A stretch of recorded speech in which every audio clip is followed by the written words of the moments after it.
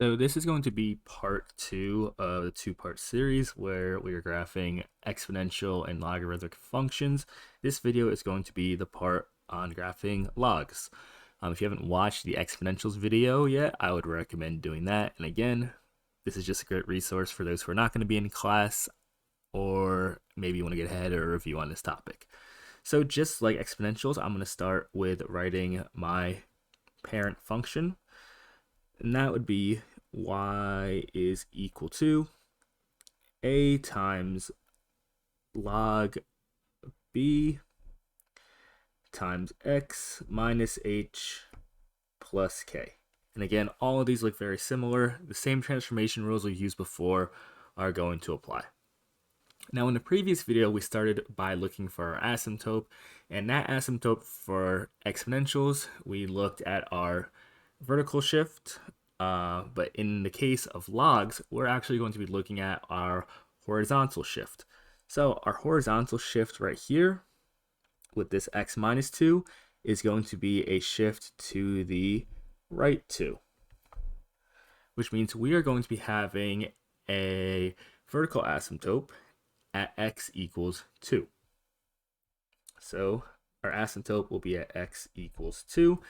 And I'm going to go ahead and plot that on my graph to get started here. So I'm going to have a nice dashed line here so we can remember it's going to be there. So now let's just go ahead and look at our other transformations we have. We only have one more in this example, and that's going to be this minus 2. And that's going to be a vertical shift down 2.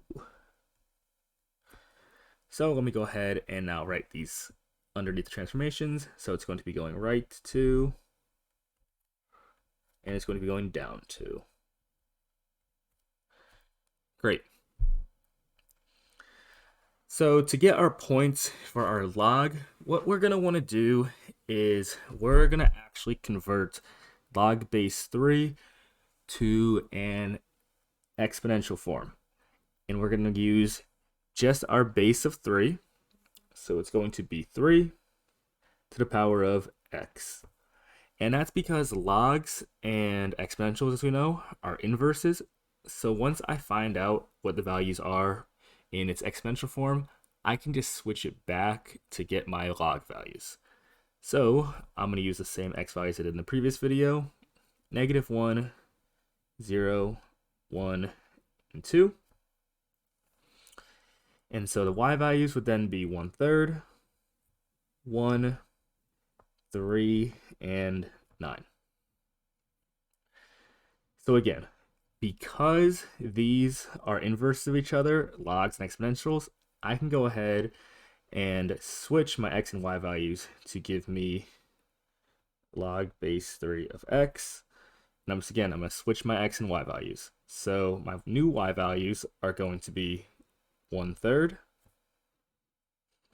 1, 3, and 9. And then my new x values will then be -1, 0, 1, and 2. After that, I'm going to go ahead and do what I did in my exponentials video and apply my transformation rules to my x and my y values. So let's go ahead and rewrite the values on the left here. So 1/3, 1, 3, and 9. -1, 0, 1, and 2. Oops, not going to do that. All right. So let's go ahead and apply the transformations. So our new x, the transformation that would affect that would be my shift to the right 2. So I'm going to be adding 2 to all of my values here. And then for my y, that's going down 2. So I'm going to be subtracting 2 from all my values.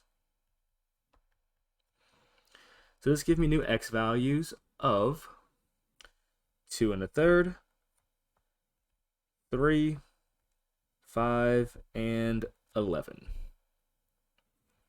And then my new y values are going to be -3, -2, -1, and 0. So let's go ahead and plot our new values on our graph.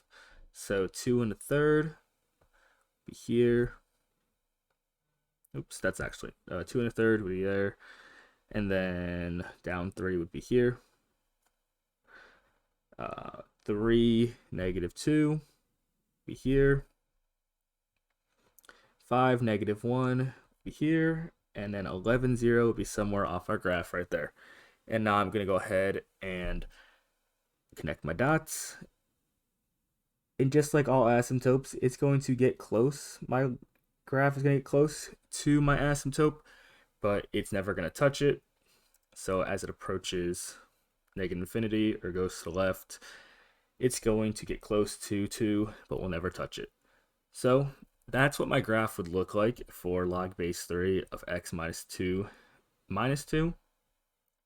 And now let's go ahead and write our domain in my range.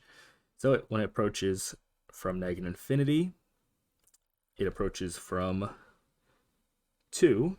So 2 to positive infinity because it goes to the right forever. And then for my range, it goes from -infinity to infinity because it will always go upwards. So the range will be -infinity to infinity. So that is how we would graph a logarithmic function, applying our transformation rules based off parent functions. Again, if you haven't watched the exponentials video, make sure you do that as well. And then in a couple other videos, I'll be doing example number 5 and example number 6.